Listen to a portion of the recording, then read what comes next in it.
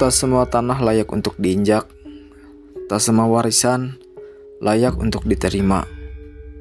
Karena beberapa tempat menyimpan perjanjian yang ditulis bukan hanya dengan tinta, tapi dengan darah.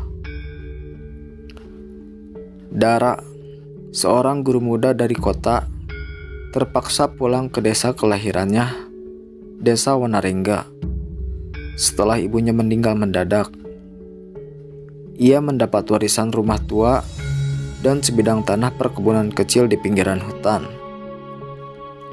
Tapi yang ia terima bukan hanya bangunan, melainkan mimpi buruk yang sudah lama terkubur. Warga desa menyebutnya dengan tatapan aneh. Anak-anak menjauh, orang tua berbisik saat ia lewat. Di malam pertama, Dara mencium bau amis di dalam rumahnya. Di kamarnya, ia temukan dinding yang penuh dengan goresan. Satu belum cukup, kami sudah beri 7, kini giliranmu. Ia pikir itu hanyalah ulah iseng. Tanah warisan itu berbatasan langsung dengan hutan yang dikenal warga sebagai hutan tenang. Ironi dari namanya karena tak pernah terdengar suara burung atau serangga di sana. Bahkan angin pun enggan untuk lewat. Menurut warga, dulunya desa ini hampir musnah karena pancaklik dan kematian massal. Sampai datang seorang orang pintar bernama Eyang Surya. Ia membuat perjanjian dengan entitas hutan. Setiap 7 tahun, berikan 1 jiwa, maka desa akan makmur. Dara menemukan catatan ibunya. Di sana, ia tertulis semua nama yang pernah menjadi tumbal. Dan nama terakhir adalah Raka, adik kandungnya sendiri, yang hilang saat Dara masih kecil. Kami bilang dia diculik, padahal kami yang menyerahkan. Dara mulai dihantui bayangan anak kecil yang mengintip dari balik pohon. Ia mendengar suara tangis-tangis tengah malam. Lantai rumahnya sering basah seperti habis disiram darah. Tetua desa mengunjungi Dara dan berkata, "Kau darah terakhir dari garis keluarga Eyang Surya. Kini kau harus melanjutkannya." Dara menolak mentah-mentah. Tapi malam berikutnya, seorang pemuda desa ditemukan tergantung di kebun. Wajahnya membusuk hanya dalam beberapa jam. Pesan di dadanya tertulis, "Kau menolak, maka aku memilih." Di rumah tua itu, Dara menemukan cermin besar di ruang bawah tanah, tertutup kain putih dan mantra yang tertulis dalam bahasa Jawa kuno. Cermin itu bukan pantulan, melainkan pintu. Di baliknya, bayangan-bayangan tangan selalu mencoba keluar saat malam purnama. Di sebelah cermin, sebuah lubang kecil berisi tulang manusia. Catatan ibunya menjelaskan bahwa setiap tumbal harus dikubur di lubang itu agar perjanjiannya tetap aktif. Tanah itu haus.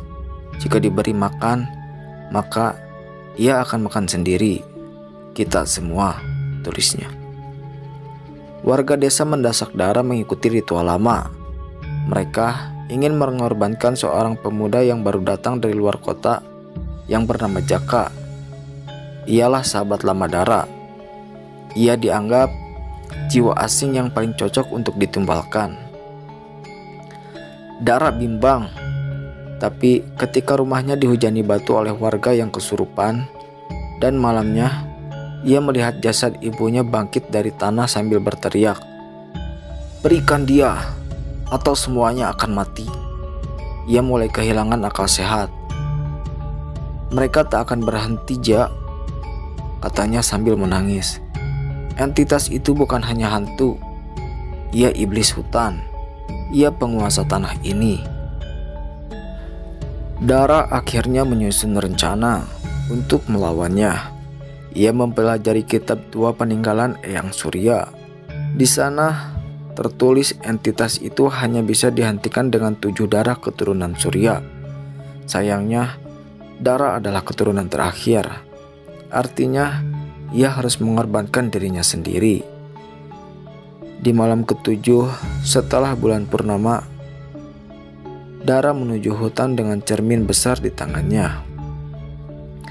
Ia menorehkan simbol perjanjian terbalik dan mengubur dirinya perlahan sambil membaca mantra pembalik.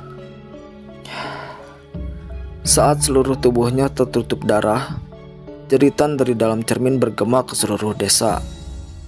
Akar-akar hutan menggeliat liar. Cahaya merah keluar dari balik pepohonan.